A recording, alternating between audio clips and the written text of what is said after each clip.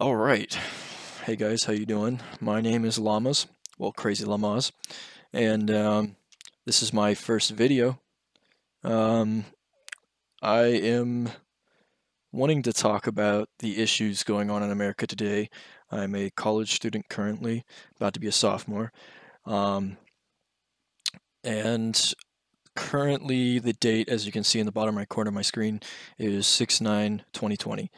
Um, Currently, there's a lot of protests and riots going on across America due to the killing of George Floyd by a police officer in Minneapolis. I believe his last name was Chauvin, something like that. Derek Chauvin, I think his name was. Completely wrong for doing what he did. Uh, the killing was very unjustified, but the rioting in America and destroying of small businesses is not justified at all. It has me a little upset, actually, and that is one of the main reasons I decided to start doing the videos that I'm going to start doing. Um, and hopefully you guys can get something out of it too, as I'm just trying to find a way of reflection and getting my point across without causing my public reputation to be tarnished in any way. Um, so sit back and enjoy. All right. So this channel is called Jubilee.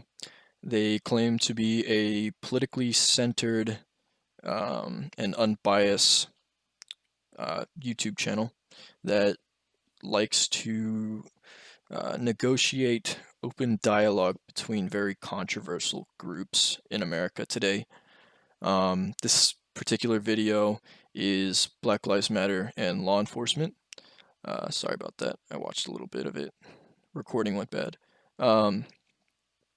But yeah, I don't really agree with the whole center-leaning political view for Jubilee. I think it's more of a left-leaning kind of YouTube channel, but I hold nothing against them for that because there's a lot of people and organizations today that claim to be center leaning on political ideas and end up swaying one way or another.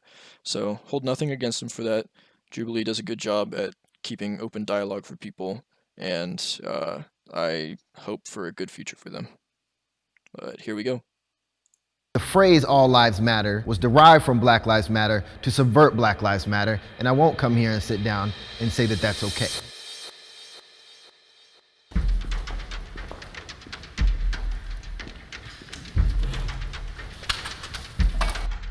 Can I have my law enforcement go to the left pool of light?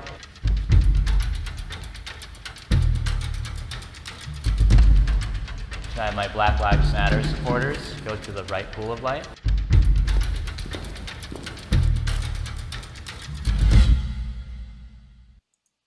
All right, so right off the bat, I see a little thing here that's going on, a theme.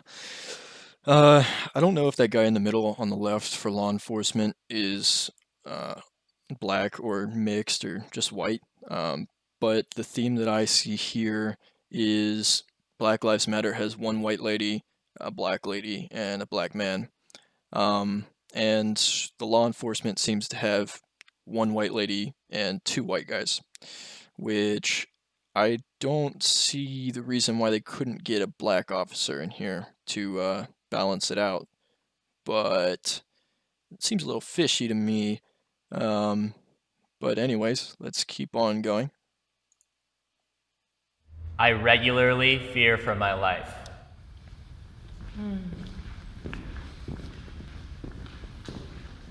You know, I'm an armed patrol officer, so I do respond to burglar alarms. All right, so I was wrong. He does look like he either could be black or uh, some kind of minority. So I was wrong for that. Sorry. So if someone breaks into someone's house, have a gun, I would have to respond to that certain situation. So I do fear for my life in a way, I guess you can say. I do something that I think every black man, every black person in this country, many people of color have been trained to do, and that's when a law enforcement officer gets behind me and I'm driving. I'm making sure I'm signaling, I'm checking my speed. I'm thinking of all the different legitimate ways that you could stop me. And in that moment, I recognized and I realized that I'm not a scholar with a bachelor's in political science, a bachelor's in sociology, a master's in public policy. In that moment, I'm just another black man to that officer, and that scares me. All right, so this is one problem that we see in America a lot is the the black community fearing law enforcement, and I can understand that with the historical viewpoint that everyone can see. Well, the historical facts that everyone can see. Um, the police have had a record of uh, s- uh, harming the black community in different ways. Um, in my opinion, I don't think that's true anymore, but there are protests and riots going on, so I could be wrong. Um, but this man fearing for his life when a police officer pulls him over, I think is completely wrong in many ways, and I think it has a lot to do with upbringing in that community. Um, I'm not going to tell you guys, but how, but I am a Caucasian male, and I have spent a lot of time with members and families of the black community, and I can see why they fear the police officers. It's mostly due to the fact that as young children, black people are raised to fear the police in a certain way that white people aren't, such as myself. And I think that's completely wrong, but it is the world we live in, and we have to live with that. And I understand certain reasons why they could be protesting this right now.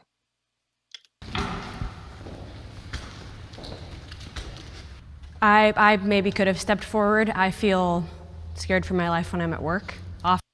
That is something that I wanted to comment on. I don't know the reason why uh, any of the police officers step forward. I don't know the reason why not all the police officers stepped forward and said they feared for their life, because it is a very dangerous line of work that they're in, and I would assume that every single one of them. I know if I was a police officer, I would fear for my life. So. Often, when you get pulled over and all the thoughts and things that are going through your mind, well, where when I pull a car over, I'm thinking about where I'm at on the highway, how I'm going to pull this vehicle over, did I run the plate, did it come back to that vehicle, am I buckled in, am I not buckled in, because most officers are shot and killed during traffic stops, and as I approach, I put my hand on that car to leave my handprint, because if I'm shot and killed, that person is further incriminated by the evidence of my prints being on their car. But I don't feel afraid for my life as a citizen, but at work I definitely do, and that's a choice I made.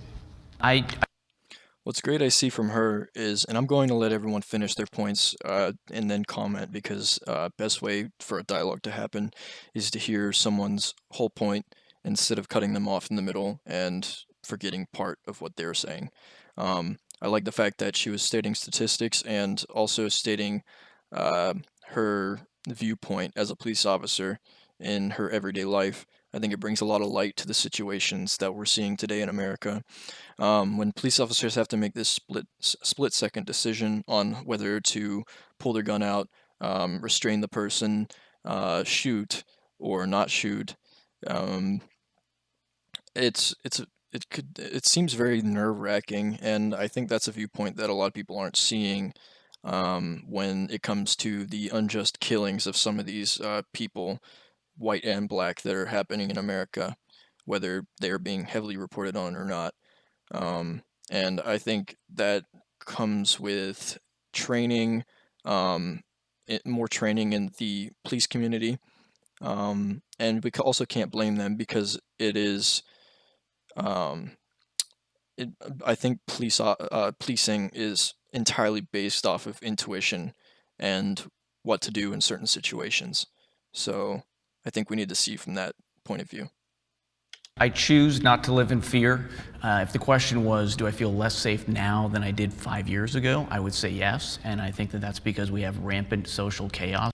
See, this is what I don't like seeing, is Jubilee casting these people that aren't actually law enforcement As you can see, the title is Can Black Lives Matter and Law Enforcement See Eye to Eye? This guy is a law enforcement supporter. He's not a police officer. If it comes up later in the video that he was a former police officer, I will apologize, but that is completely wrong on Jubilee's part. That's expanding, and I think that that's playing a large role in a lot of the trends that we're seeing. What do you mean by social chaos? Out of wedlock birth rates, statistically, that sets a child back 5 times more likely to be poor, and 9 times more likely to drop out of school, and 20 times more likely to end up in prison. I mean, the chaos that I'm seeing more recently is. All right, so the credibility of the law enforcement side is obviously being torn down by this one guy that's talking. He's stating a lot of statistics and facts, and that's good, but it's just very, I would say, tarnishing to their side and point of view when you don't have an actual law enforcement officer talking.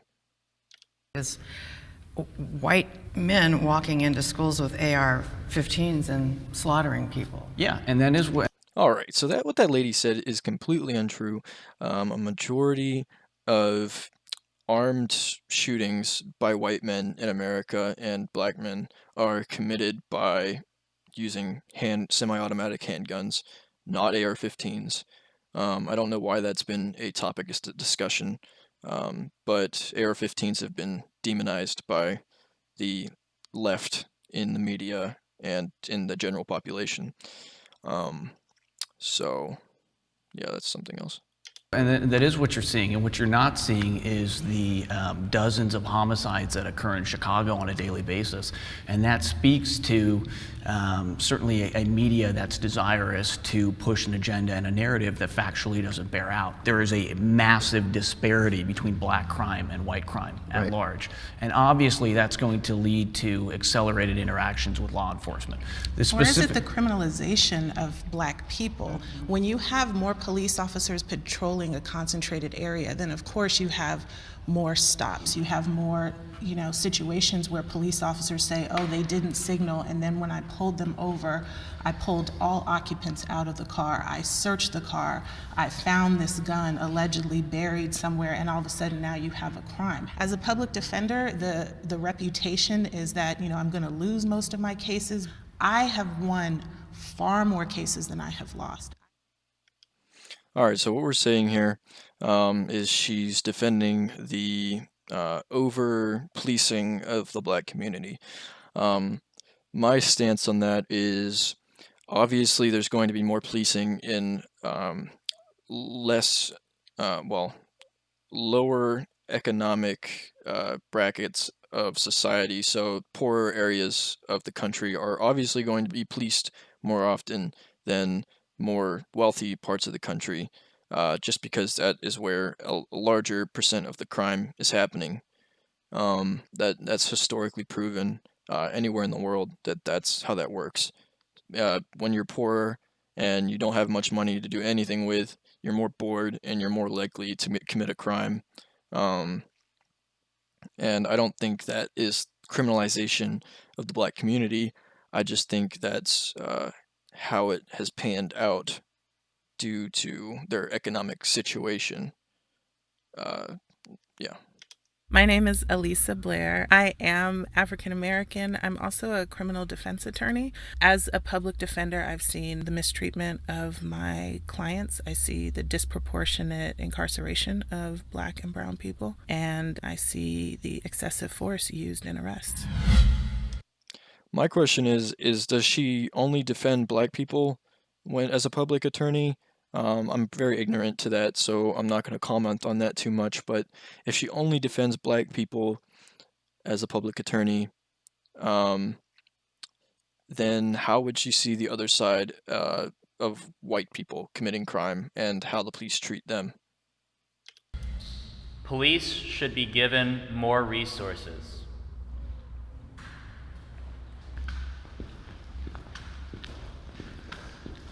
I think police should definitely be given more resources so that they have other options besides killing people. Officers should have the resources available to them to handle a situation without casualty on either side.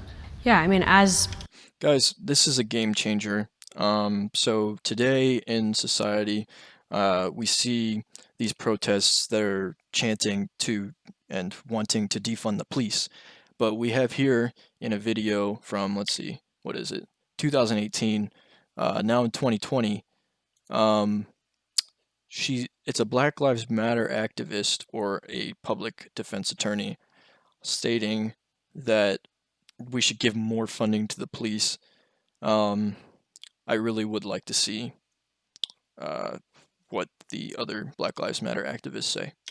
An officer, I appreciate hearing that from a member of the public and from a public defender, and can speak to it for myself and my department and what I've seen in other departments in the area, and know that we need more resources and different types of training, communication techniques to de-escalate situations, and different types of least force option techniques. But as a small woman, I also want to be able to physically protect myself, and it's a hard balance. The largest expense for almost every municipality and county is public safety. There's plenty of money. What we don't have is enough implicit bias training. The things that we carry about ourselves that define how we interpret who we're interacting with. Our judgment. We don't have enough contextualizing of the communities that you're serving. Draw officers from the communities from which they serve. That way, when they go back and they're policing their own community, that's deeper than just the race of the officer. So you think that All right. So the problem I see here with that would be the fact that you're basically segregating police officers based on race. And that is something we really don't want to go back to in terms of history. It also comes to the point where you're not going to change someone's mindset with a few classes. If you take these, like they're wanting through these protests for cops to be defunded, as well as take classes on cultural acceptance and stuff like that. If you're raised a certain way to not like a certain race, what makes you think 3 classes at a police officer academy is really going to change a whole life of teaching? It just baffles my mind why these people think that. Oof. that black police officers need to be trained to be more sensitive to the black community? Is that what you're saying? No, I think black officers that are policing black communities should come from those communities. And I think a white officer who comes from that community might even be more effective than a black officer from somewhere else. I agree, and I think that that's a great point, which is that an officer, a white officer, a black officer, a female officer, a Hispanic officer could be just as good as any other or better. And that's because there are things other than skin color. And I think that what's so concerning about this dialogue is that it is pushing us further back into black communities, white communities, when really I thought that the goal of Martin Luther King was that we were going to be moving to a society where we were being judged by the content of our character. If we keep moving further into identifying based on our groups, I think that we're doing a disservice to his message, which I think was very powerful and that united the country in many ways. So, I'm going to say one thing. This guy, he may not be very credible, but I guess in this situation, he is kind of like a parallel to me commenting on this video. I hold that same viewpoint, like I just commented on. Another thing is, how do you judge a good police officer based on skin color, like this guy said? Just because you have certain skin colors of cops patrolling the same community that they're in does not mean that they're going to be a good cop. At that point, once cops start patrolling their own communities, you're just going to see another skyrocket in black on black crime, white on white crime, Hispanic on Hispanic crime. It's not going to really change anything because police officers aren't going to be different just because they patrol their own communities. You got good cops and you got bad cops. But not at the time. In Martin Luther King's time, white folks hated him. It causes me to bristle. Not all white folks hated him. Actually, I'm a Catholic, and Catholics stood with Martin Luther King. I believe Jewish people also stood with Martin Luther King if you want to claim them as whites. Not a lot of people do claim them as white people. But yeah, there are a lot of a lot of free thinkers, a lot of academics stood with King. If you want to look at one situation, look at Selma. When they marched across the bridge uh, there were a ton of white people as well as black people that stood with Martin Luther King and faced the uh, oppression that was being given to them while they peacefully protested. Um, that is a horrible tragedy that happened in history, and I completely detest what happened to those people. And have an emotional reaction whenever somebody says, black people are killing folks 50% in violent crimes, and then says Martin Luther King united the country. Martin Luther King would be down for Black Lives Matter. The next statement is, I believe that all lives matter.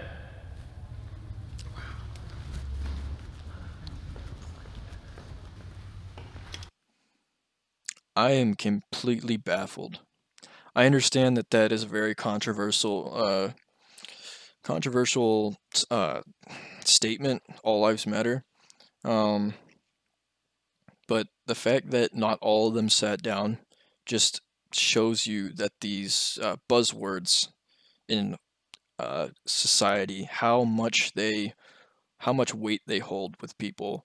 Um, I don't understand why the words "all lives matter" can't just be taken as it is. Why it needs to be taken as a uh, opposition to the phrase "Black Lives Matter." I understand that Black lives do matter, but the thing is, if we keep saying Black Lives Matter, even into the future, when Black lives matter just as much as everyone else, will that not create more separation between races due to the fact that as we see today, people are opposing the phrase "all lives matter"? Just doesn't make much sense to me. If you would like to comment on that, please do. It's a little bit surprising. Below all of this stuff, below skin, deeper than all of this, there is a intrinsic God-given life that's put inside of all of us. I think that it's concerning that any movement would reject the fundamental premise of that while preaching for equality. Exactly. This man is my twin. I hope I don't regret saying that. At that point, you're really not an equality movement if you're really only interested in speaking to your specific group. I truly believe I agree with everything that you say. Everyone deserves life, and I believe that, life is a gift. Plain and simple, all life counts. Yeah. All life matters. All life deserves a chance. Yeah, no. Yeah, I think that especially in this platform, but also in the world and the country that we live in today, stating that all lives matter takes away from the inequality that's happening in the world. Of course, all lives matter. It negates the fact that something has to be addressed. And if you don't address it and you don't recognize that there is a problem that has to be changed, then you never fucking change it. But that's not our intention. Our intention was just to answer a simple question. But it's not. Bad word alert. Bad word alert. She said the F word. We don't say that here, people. Right. Not everything is the same, question was and not framed everything is the as, same. do all lives matter? Exactly. If you ask me if all lives have intrinsic value, if all lives are valuable, if all lives are worthy, I would have said, hell yes, and would have been the first one in my chair. All lives matter is a specific phrase similar to Blue Lives Matter and anything else that mattered after Black lives were exclaimed to have mattered, to detract, to appropriate, to subvert the message and the framing and the narrative that's being brought to us by the Black Lives Matter movement. So I don't think anybody here in this room thinks that any life is less worthy than another's. But the phrase all lives matter was derived from Black Lives Matter to subvert Black Lives Matter, and I won't come here and sit down and say that that's okay. Now, these videos that I'm making, they are to learn for myself and also teach all of you the fundamentals of what's going on in today's society. Um, and what this guy just said has changed my mind in a certain way from my previous comment. Um, the way he describes that, um, yeah, I could understand why the buzzword of all lives matter could take away from the buzzword or organization or whatever you want to say for Black Lives Matter. I understand that. Um, and I stand with the black community. I stand with the white community. I stand with the Hispanic, Asian, whatever you want to say. I stand with everyone. And I think everyone deserves equal opportunities in everything. Um, and I hope you guys are learning something so far. Yeah, I mean, I feel like we're just kind of going into the weeds here. The question wasn't Black Lives Matter. It was a simple question. Do you believe that all lives matter? You don't think that that's an interesting phrase? Connotations. Is that a phrase that you've used I think that quite you can, frequently before? I think, not really. I think that you can attach Right, whatever because you it want to started it. right And after that's the Black thing, is when I Lives try and Matter. step back from, whatever sort of identity political stuff we have going on, and I try and deal with things head on based on reality. And when someone says to me, do you think all lives matter? I answer unequivocally yes every time. The same way if you ask me if Black Lives Matter or female lives matter, I will answer the same way. Do Black Lives Matter? Yes, they do. I had conflicting feelings about coming here today. Anybody with anxiety is going to have conflicting ideas about going anywhere. So this is a very open-ended question. For me, I was conflicted because I don't feel like I should Statement, not question.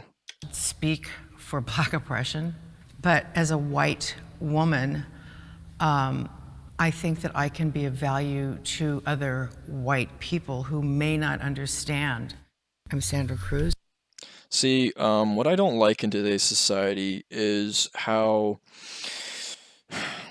if you're a white person, yes, you can stand you can stand with black people and say that you're against the oppression of black people in every single way, every way. But if you stand over on the other side and you say not that black people should be oppressed, but um, say I don't think black people are as oppressed as is stated many times. You get very bashed for that by it seems like everyone that in an academic setting, um, because a lot of academia today is very left leaning, which it correlates a lot with how you're raised when you're a kid. It's exactly like if you're in college. Uh, you're raised through college like you were as a kid. You're nurtured in a certain way by your professors to think a certain way, and I think that's completely wrong. I think academia should be a place where you learn very unbiased opinions so that you can form your own opinion about things in society. Well, I'm from the 60s, and I went to jail a lot for fighting for women's rights. And as a human being, I think it's important that I speak out and speak up for injustices. I'm feeling conflicted now as someone who steps into the law enforcement side as if we are on opposite sides. I am a law enforcement officer and a Black Lives Matter supporter. I find myself searching for what to do and how to make a difference, and I've had moments of thinking about leaving the force. I finally had a realization that this gives me an opportunity to have a different angle as a white woman and also as a police officer to potentially make a difference, even if it's just with changing myself. Man, good for her. I mean, when you think about it, it must be very hard to have that viewpoint as an officer, just because there are a lot of officers with an opposing viewpoint. Um, but I think everyone should be able to have that decision on and be in control of their life.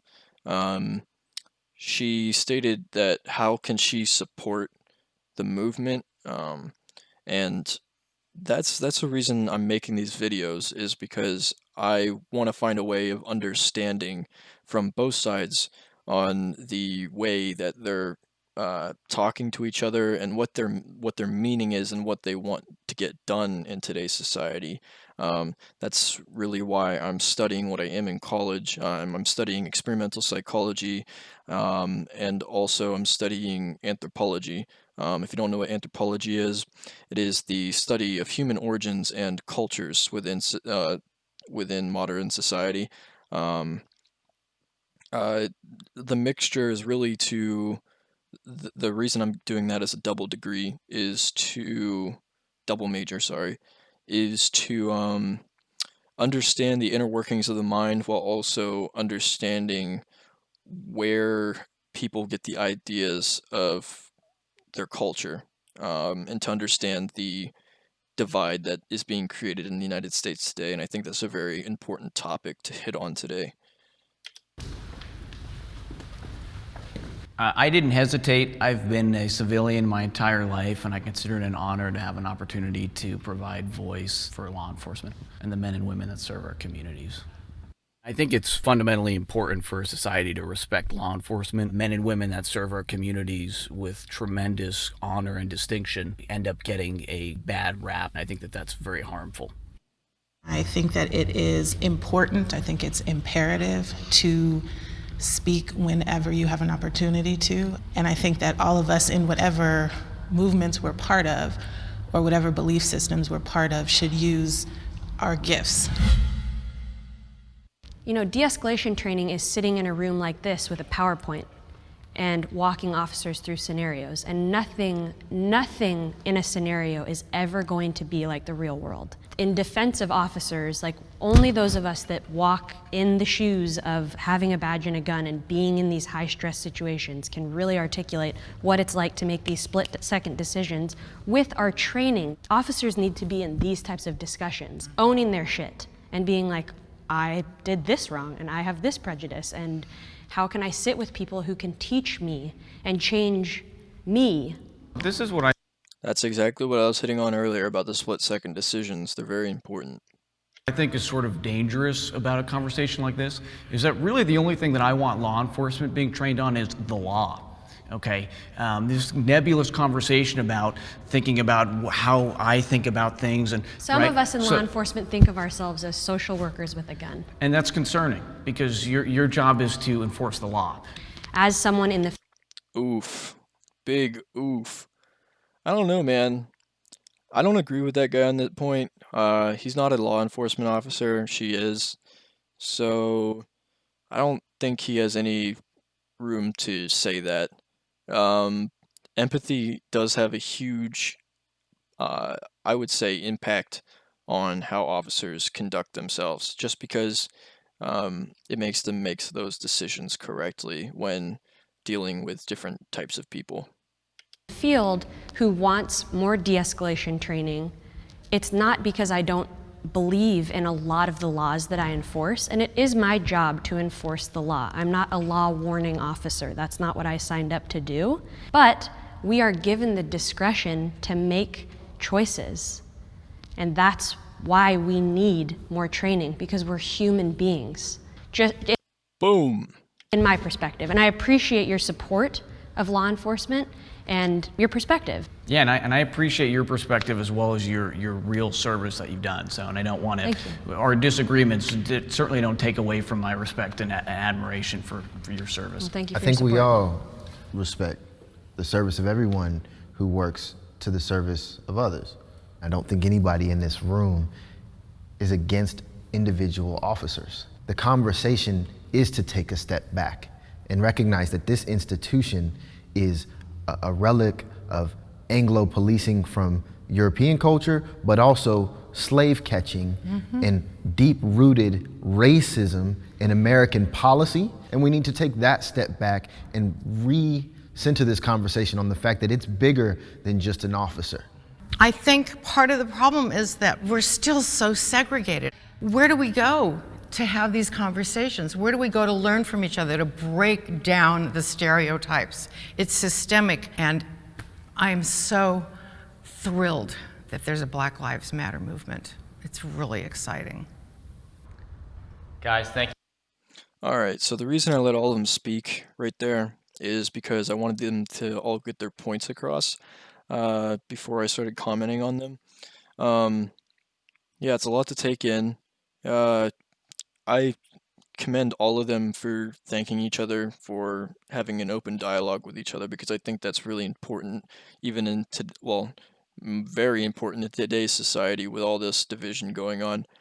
Um, but the one thing I'm thinking about is how they came here today and no one's opinion really changed at all. They all really had the same opinion um, about everything. Their eyes may have opened more to law enforcement and they may not be as scared, but they're probably not going to be dealing with those same officers that are sitting in that room. Um, so I mean it was a good conversation, but Thank you so much. I know this hasn't been an easy one, but I appreciate your time. Feel free to continue the discussion if you'd like outside. And thank you so much. Really, it's a pleasure. I really appreciate you speaking your truth and hearing mine as well. I really and I appreciate all of you guys. Okay, Likewise, Real yes, pleasure. thank you. Hey guys. all right, that was really good.